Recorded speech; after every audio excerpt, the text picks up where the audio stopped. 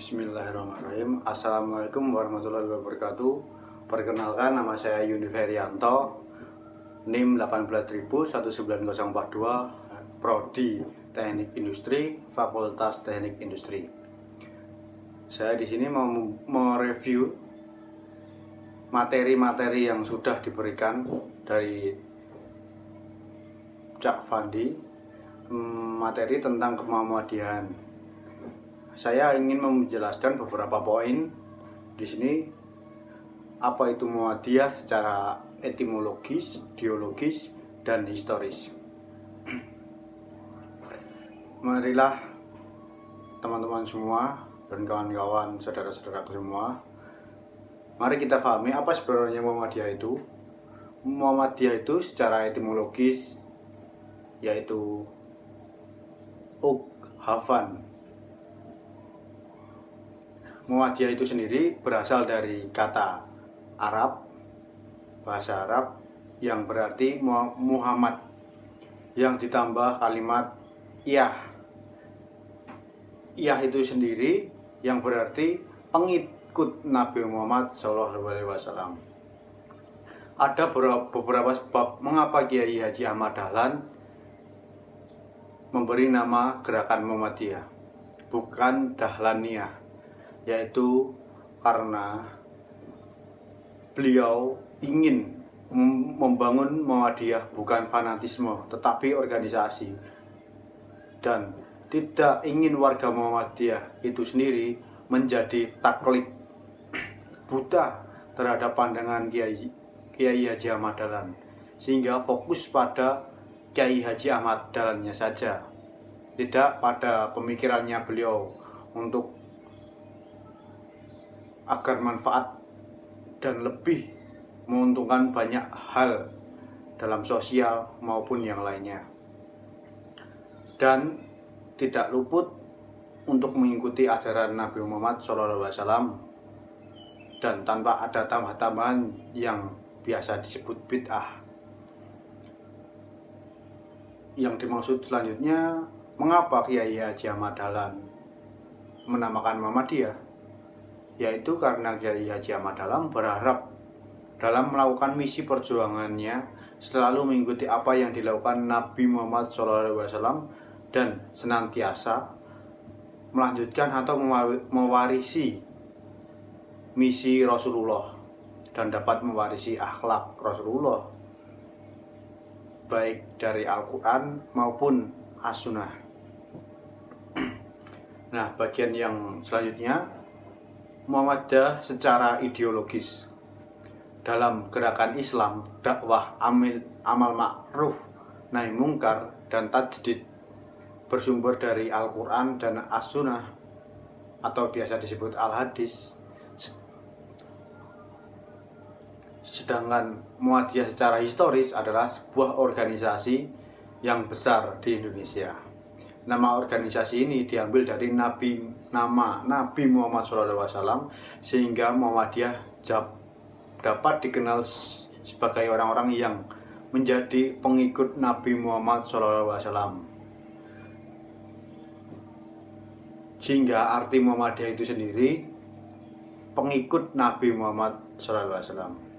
Nah, tujuan utama Muhammadiyah itu sendiri mengembalikan seluruh penyimpangan yang terjadi dalam proses dakwah. Penyimpangan ini sering menyebabkan ajaran Islam bercampur baur dengan kebiasaan daerah-daerah tertentu, dengan tradisi-tradisi. Nah, dalam perannya mereka masyarakat beralasan adaptasi. Selanjutnya, gerakan Muhammadiyah berciri semangat membangun tata sosial dan pendidikan serta masyarakat lebih maju dan terdidik. Menampilkan ajaran Islam bukan sekedar yang bersifat pribadi atau statis, tetapi dinamis dan berkedudukan sebagai sistem kehidupan manusia dalam segala aspek tentunya. Saya akan menjelaskan lebih dalam daripada yang sebelumnya, menjelaskan historisitas Muhammadiyah, sebab yang mendorong lahirnya Muhammadiyah, berdiri Muhammadiyah, dan visi serta misi Muhammadiyah.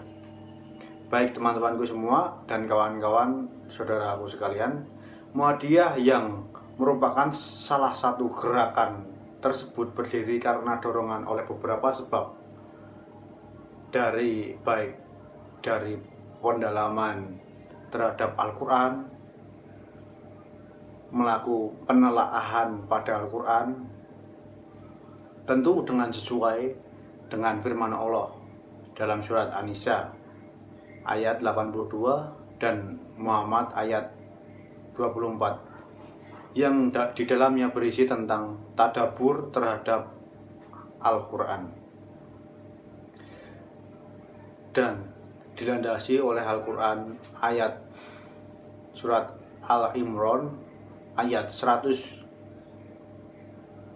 yang berbunyi, yang berarti, dan hendaklah ada di antara kamu golonganmu umat yang menyeru kepada kebijakan, menyuruh kepada yang ma'ruf dan mencegah dari munkar. Merekalah orang-orang yang paling beruntung. Pada tanggal 18 November 1912 di Kauman berdirilah gerakan yang sangat besar, yaitu Muhammadiyah. Dalam Muhammadiyah itu mempunyai tokoh-tokoh yang sangat berperan besar bagi berdirinya Muhammadiyah.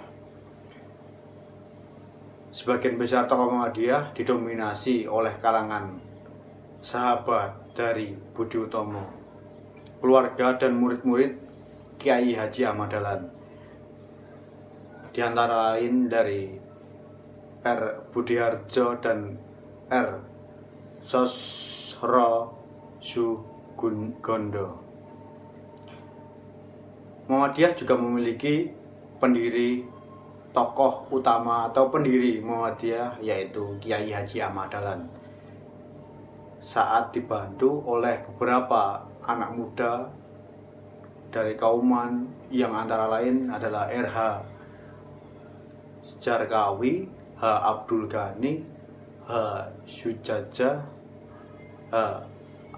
Isjam, H. Fahrudin, dan H. Tamim Mudari. Dalam seiring berkembangnya Muhammadiyah sampai sekarang, sudah 15 tokoh yang memimpin Muhammadiyah. Yang pertama yaitu Kiai Haji Ahmad Dahlan, yang kedua Buya A.R. Sultan Mansur, yang ketiga K.H. Fahrudin, yang keempat K.H. Azhar Bashir, yang kelima Prof. Amin Rais, yang keenam Ahmad Saif Ma'rif, yang keenam Hadin Samsudin, dan sampai sekarang yaitu Dr. Hadin Nasir. Bahkan banyak tokoh-tokoh Muhammadiyah yang belum sempat saya sebutkan, dan ada juga tokoh-tokoh Muhammadiyah yang diberi gelar sebagai pahlawan nasional oleh pemerintahan Republik Indonesia, yang diantara lain, yang pertama yaitu Kiai Haji Ahmad Dahlan, yang kedua Siti Fadilah, yang ketiga I.R. Soekarno, yang keempat Fatmawati Soekarno, yang kelima Jenderal Sudirman, yang keenam Kiai Haji Mas Mansur, yang ketujuh I.R. Juanda, yang ke-8 Buya Hamka, yang ke-9 K.H. Fahrudin, yang ke-10 Gatot Mangkupraja, yang ke-11 Ki Bagus Hadi Kusumo, yang ke-12 A.R. Baswedan, yang ke-13 Singo Dimenjo, yang ke-14 Nani Wartabona, yang ke-15 atau yang terakhir, Abdul Qahar Muzakir.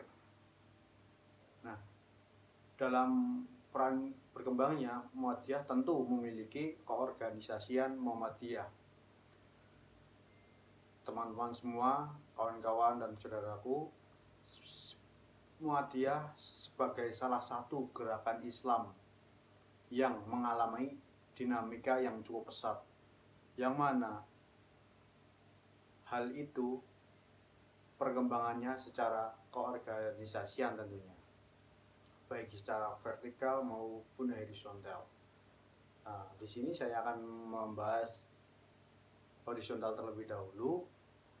Secara horizontal, Muhammadiyah memiliki organisasi sayap yang dikenal dengan Ortom, yang kepanjangannya adalah organisasi otonom yang terdiri dari ortom-ortom khusus, artinya organisasi atau badan yang dibentuk oleh Perserikatan Muhammadiyah dengan bimbingan dan pengawasan, sehingga diberi hak dan kewajiban untuk mengatur rumah tangga sendiri. Ortom-ortom khusus ini hanya ada satu, yaitu Aisyah, dan ortom yang umum dari pemuda Muhammadiyah atau PM,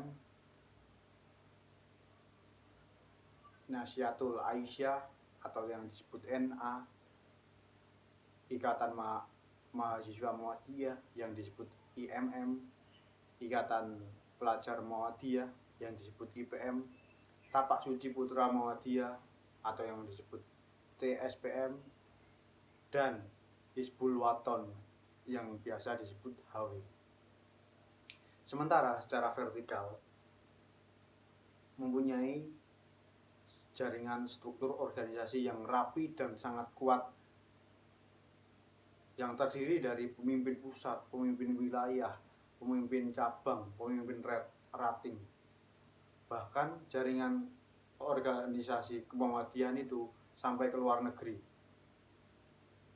sudah go internasional, dengan ditandai berdirinya PCIM di luar negeri, diantaranya pemimpin cabang istimewa di Mesir, Iran, Sudan, Belanda, Jakarta, Inggris, Libya, Malaysia, Perancis, Amerika, Jepang, Pakistan, Rusia, Taiwan, Turki, Korea, Tunisia, Arab, Tiongkok, India, Maroko, Yordania, Yaman, dan lain sebagainya. Tidak hanya secara organisasian saja yang berkembang, bahkan amal usaha milik Muhammadiyah pun juga mengalami dinamika yang cukup dinamis. Ada 5 bidang amal usaha yang digarap oleh Muhammadiyah dengan berbagai bentuk kegiatan nyata di tengah-tengah masyarakat. Yang pertama, di bidang keagamaan muncul bentuk gerakan Tijrih dan Tajdid. Yang kedua, bidang pendidikan muncul dalam bentuk lembaga pendidikan. Yang ketiga, bidang sosial, kesehatan muncul dalam bentuk rumah sakit Muhammadiyah dan Satgas Covid pada awal ini, akhir-akhir ini. Bidang ekonomi dan pemberdayaan masyarakat muncul dalam bentuk MEK atau Majelis Ekonomi dan Kewirausahaan, yang berfokus pada pengembangan amal usaha Muhammadiyah atau AUM, dan adanya koperasi di berbagai jajaran jenis koperasi, BUMN, badan usaha milik Muhammadiyah di berbagai bidang pariwisata, jasa, perikanan, perkebunan, perdagangan, dan lain sebagainya, banyak banget. Salah satunya adalah PT Solar Global Internasional yang membangun usaha unggulan jamaah berupa outlet dan grosir dinamakan Markas. Yang kelima, bidang hukum, majelis dan lembaga, Majelis Hukum dan Hak Asasi Manusia, lembaga hikmah dan kebijakan publik. Karena banyak amal usaha tersebut, maka Muhammadiyah menjadi organisasi Islam yang besar dan yang paling kaya di dunia. Muhammadiyah juga memiliki ideologi sebagai salah satu gerakan Islam terbesar. Muhammadiyah mempunyai watak, karakter, dan ideologi yang melekat. Ada beberapa referensi yang dapat digunakan untuk mengetahui ideologi Muhammadiyah, di antara lain Anggaran Dasar Muhammadiyah. Pada kesempatan kali ini saya akan menjelaskan suatu yaitu MKCHM yang kepanjangannya adalah Matan Keyakinan Cita-cita Muhammadiyah. MKCHM pada dasarnya memiliki 5 isi pokok pikiran yang dikategorisasi menjadi lebih singkat, yaitu menjadi 3 berdasarkan kelompok pikiran. Yang pertama yaitu kelompok yang mengandung pokok-pokok persoalan yang bersifat ideologi. Yang kedua, kelompok yang mengandung persoalan mengenai paham agama menurut Muhammadiyah. Yang ketiga, kelompok yang mengandung persoalan mengenai visi dan misi Muhammadiyah dalam kemasyarakatan negara Kesatuan Republik Indonesia. MKCHM dirumuskan karena adanya beberapa faktor penyebab, di antara lain 2 situasi. Yang pertama, lahirnya Orde Baru yang melakukan perubahan kebijakan depolitisasi dan deideologisasi yang membawa dampak organisasi kemasyarakatan. Kedua, perubahan akibat modernisasi perilaku, perubahan sikap kehidupan masyarakat. Perumusan MKCHM diawali dari Amanat Muktamar Muhammadiyah ke-37 tahun 1968 di Yogyakarta dan akhirnya disahkan dalam forum tertinggi Muhammadiyah, yaitu di Muktamar Tanwir Muhammadiyah tahun 1969 di Ponorogo. Isi dari MKCHM sebagai Retadjid ideologi Muhammadiyah terdiri dari 5 butir pernyataan. Kelima butir pernyataan itu kemudian dikelompokkan menjadi 3 bidang berdasarkan kelompoknya. Yang pertama yaitu bidang yang berisi mengandung pokok-pokok bersifat ideologis yang terdiri dari 2 butir teks. Butir teks pertama, Muhammadiyah adalah gerakan Islam dan dakwah amar ma'ruf nahi mungkar berakidah Islam dan bersumber pada Al-Quran dan As-Sunnah. Akidah Muhammadiyah memiliki berakidah Islam tauhidullah. Fungsi akidah bagi Muhammadiyah yaitu sebagai sumber yang menentukan bentuk keyakinan dan cita-cita hidup Muhammadiyah. Muhammadiyah juga bercita-cita dan bekerja untuk mewujudkan masyarakat Islam yang sebenar-benarnya untuk melaksanakan fungsi dan misi manusia sebagai hamba dan khalifah Allah di muka bumi. Berdasarkan butir pertama ini dapat dipahami bahwa Muhammadiyah mempunyai cita-cita atau tujuan yang gerakannya yaitu bekerja untuk terwujudnya masyarakat Islam yang sebenar-benarnya. Jadi Muhammadiyah tidak punya pikiran untuk mendirikan negara Islam sama sekali.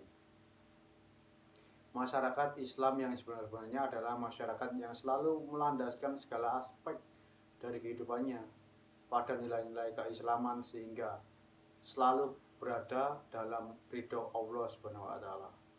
Masyarakat yang keyakinannya terbebas dari penyakit akidah berupa kemusyrikan, tahayul, khurafat, juga penyakit sekulerisme, pluralisme, dan liberalisme.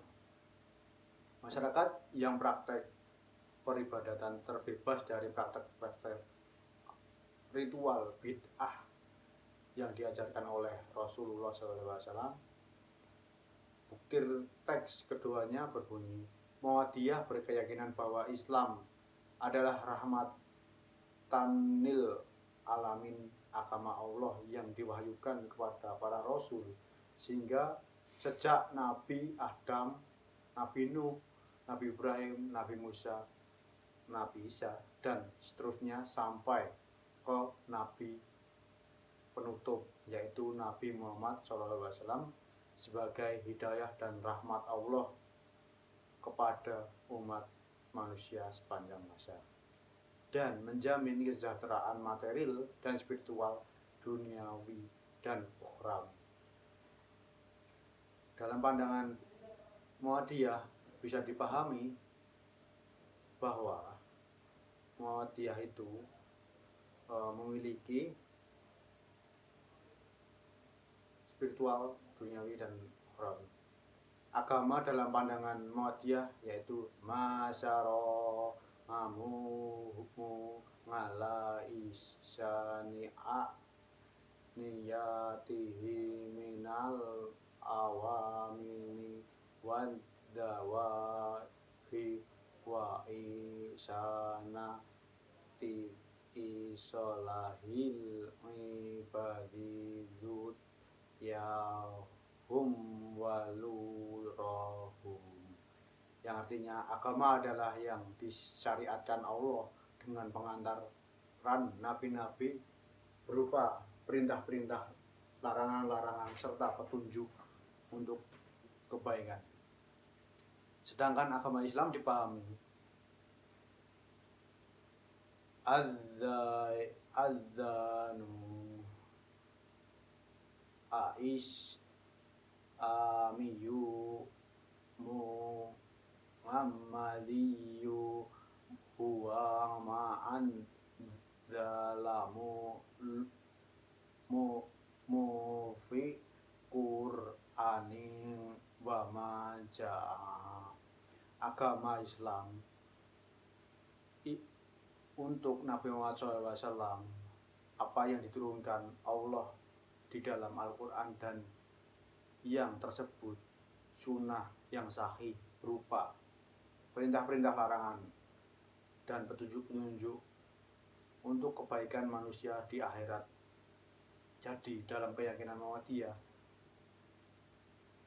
agama arti umum sebagai risalah syariat yang diturunkan kepada Nabi dan Rasul.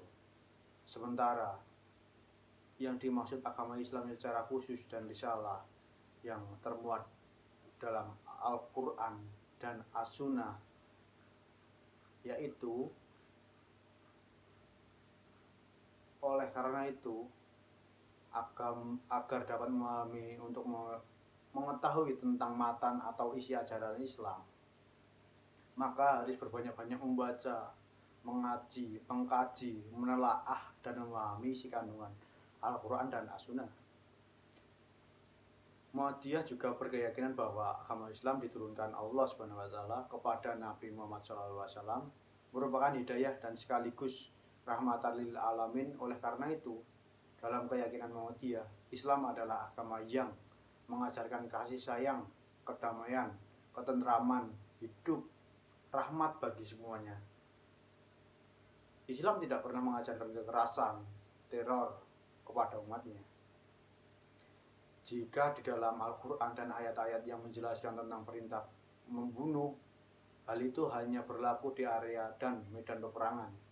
Jika di luar area peperangan, Islam melarang sangat keras pembunuhan. Siapa yang membunuh seseorang tanpa alasan yang dibenarkan, maka ia ibarat telah membunuh semua manusia. Jadi, Islam adalah agama yang diajarkannya lebih menekankan sikap kasih sayang terhadap sesama dan juga alam serta lingkungan.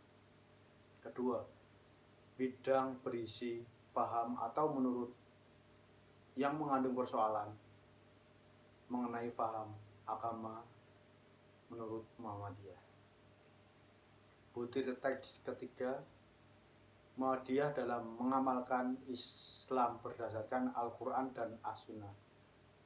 Menurut paham Muhammadiyah, sumber ajaran yang paling utama yaitu Al-Quran, wahyu atau firman yang diturunkan kepada Nabi Muhammad SAW dalam berbahasa Arab melalui malaikat Jibril, yang di dalamnya berisi perintah, larangan, dan petunjuk aturan bagi kehidupan manusia untuk mencapai kebahagiaan di dunia dan di akhirat, serta yang membaca dan mengamalkan termasuk ibadah. Al-Quran sebagai sumber ajaran Islam memiliki sifat yang absolut, universal, statis. Apa yang dimaksud absolut? Yaitu mutlak, pasti benar, dan tidak mungkin salah. Universal yaitu berlaku di mana saja, kapan saja, zaman apa saja. Yang ketiga, statis, tidak akan pernah mengalami perubahan selamanya. As-Sunnah artinya kebiasaan. Tentu ini kebiasaan dari Rasulullah SAW dalam kehidupan sehari-hari, berbagai bidang kehidupan. Al-Hadis sendiri artinya informasi atau kabar atau berita. Informasi atau berita tentang kebiasaan yang dilakukan oleh Rasulullah SAW sebagai Nabi dan Rasul. As-Sunnah atau Al-Hadis adalah berita tentang kebiasaan Rasulullah yang terdiri dari perkataan, perbuatan, persetujuan dari Rasulullah SAW sebagai penjelas dan pelaksana ajaran-ajaran Al-Quran. Berbeda dengan Al-Quran yang ayat-ayatnya sudah pasti semua benar karena beritanya mutawir. Berbeda dengan Al-Hadis, tidak semua Al-Hadis beritanya mutawir, sehingga muncul klasifikasi hadis dilihat dari segi kualitas. Ada yang sahih, hasan, dan daif, bahkan maudhu atau yang biasanya disebut palsu atau hoax. Terkait dengan As-Sunnah, Al-Hadis sebagai sumber hukum Islam, maka Muhammadiyah hanya mengambil yang derajatnya sahih, minimal hasan atau makbulah. Muhammadiyah tidak akan pernah menggunakan hadis yang derajatnya daif maupun mahdhu atau palsu sebagai landasan atau sumber ajaran Islam. Hadis yang daif dan palsu adalah hadis yang isi dan jalurnya penyampaian tidak akurat, tidak jelas, bahkan bisa dikatakan gosip, bahkan sampai bisa dikatakan berita bohong atau hoax yang disandarkan kepada Nabi Muhammad SAW. Selanjutnya, Muhammadiyah berpandangan bahwa memahami dan melaksanakan ajaran Al-Quran dan As-Sunnah Rasul dalam mengatur dunia guna memakmurkan akal pikiran yang dinamis dan progresif sebagai alat untuk mempertimbangkan seberapa jauh pengaruh keadaan dan waktu terhadap penerapan ketentuan hukum dalam batasan maksud-maksud pokok ajaran agama atau mahasid syariah. Dengan begitu, Muhammadiyah berpendirian bahwa ijtihad senantiasa terbuka dalam beragama. Hendaklah seorang berlandaskan pada pengertian yang bersifat sebagai dari ijtihad.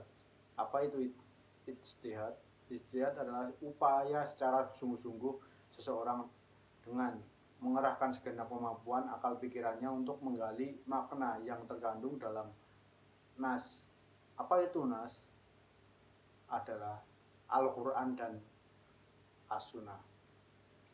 Sejak zaman Rasulullah SAW sampai sekitar abad 11 Masehi, pintu ijtihad senantiasa terbuka sebagai kajian dan pemahaman terhadap ajaran Islam yang sangat dinamis.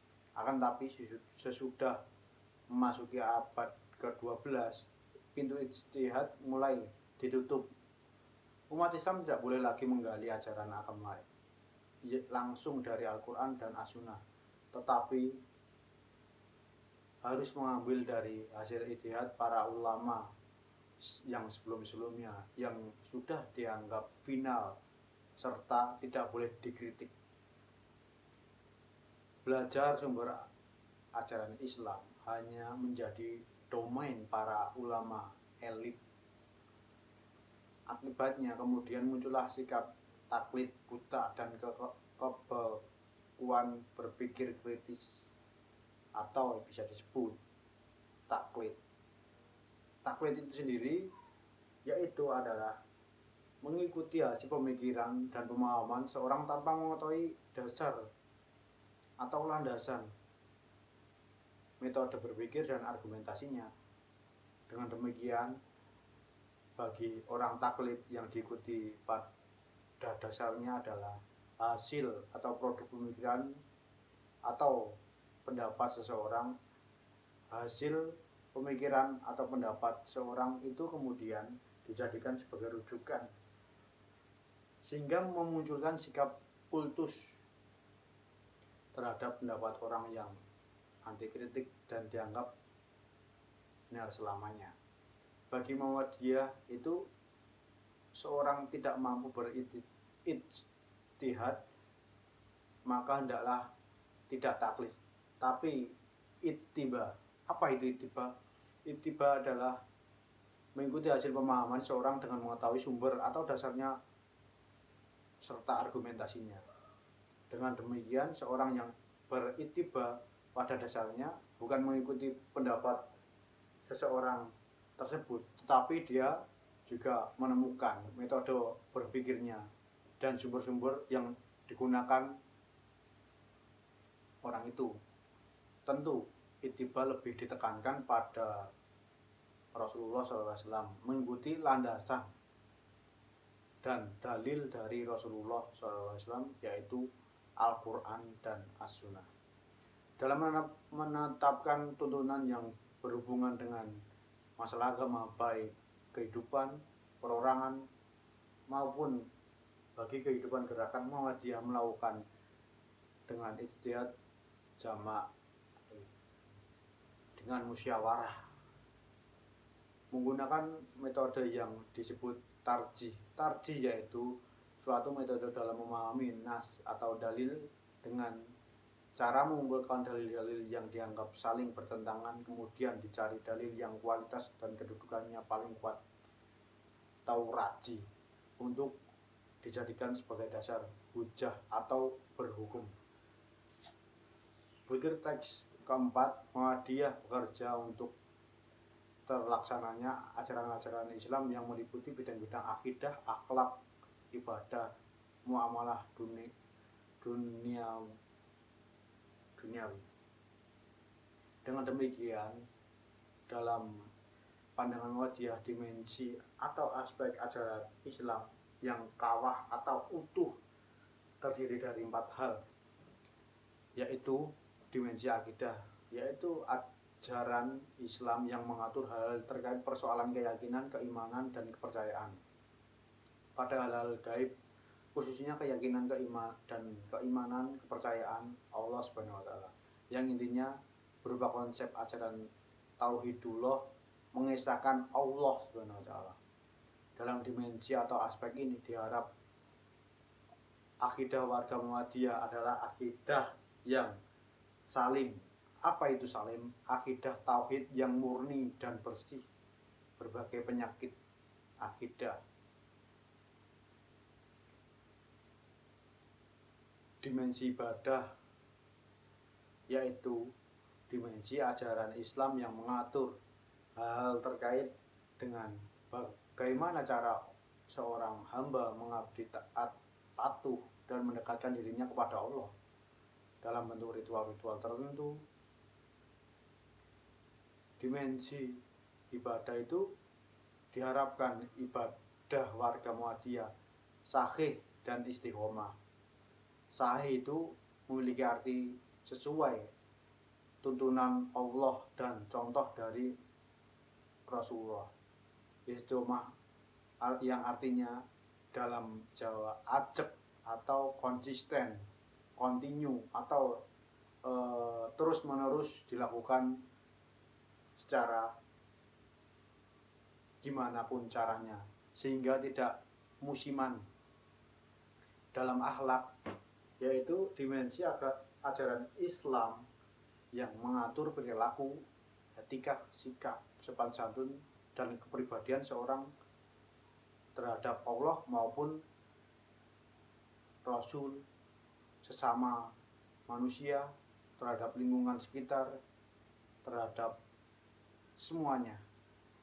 Dalam dimensi akhlak ini diharapkan akhlak warga Muhammadiyah karim atau manit, yaitu mulai seperti akhlaknya Rasulullah SAW.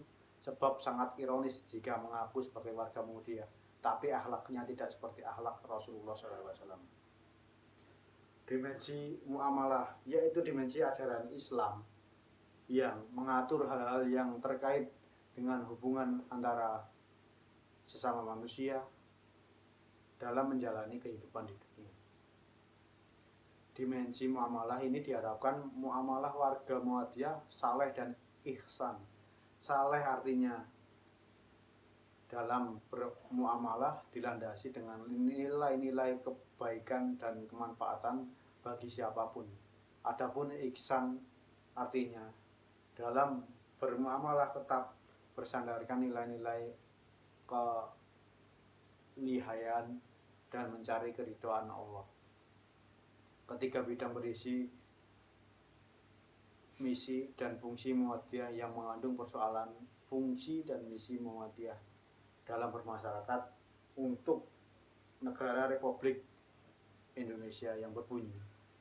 Butir teks kelima, Muhammadiyah mengajak mengenap lapisan bangsa Indonesia yang telah mendapatkan karunia Allah berupa tanah air yang merupakan sumber-sumber kekayaan, kemerdekaan bangsa dan negara Republik Indonesia yang berdasarkan Pancasila dan Undang-Undang Dasar 1945, untuk berusaha bersama-sama menjadikan suatu negara yang adil, makmur, dan diridhoi oleh Allah Subhanahu wa Ta'ala. Atau baldatun tayyibatun wa rabbu ghafaur. Demikian itu adalah Muhammadiyah yang didirikan Kiai Haji Ahmad Dahlan. Kini lebih dari 100 tahun lamanya Muhammadiyah telah menyinari negeri Republik Indonesia dengan berbagai peran, kiprah, dan amal usahanya di seantero negeri. Gerakan Muhammadiyah tidak hanya melulu berkutat pada persoalan keagamaan sempit saja, semacam masalah niat sholat, kunut, subuhan, tahlilan, yasinan. Muhammadiyah turun melayani kesehatan masyarakat dengan berbagai klinik, rumah sakit, PKU. Muhammadiyah juga berperan memberikan pelayanan sosial kepada masyarakat lemah sosial dan ekonomi dalam bentuk santunan-santunan sosial dan pendirian panti asuhan anak yatim. Tidak hanya itu, Muhammadiyah juga berperan mencerdaskan kehidupan anak bangsa dengan ribuan sekolah mulai dari PAUD sampai perguruan tinggi. Kini bahkan Muhammadiyah telah merambah ke dunia internasional yang ditandai berdirinya cabang-cabang istimewa di luar negeri yang jumlahnya terus bertambah dan kini sudah mendekati 30 cabang istimewa di luar negeri.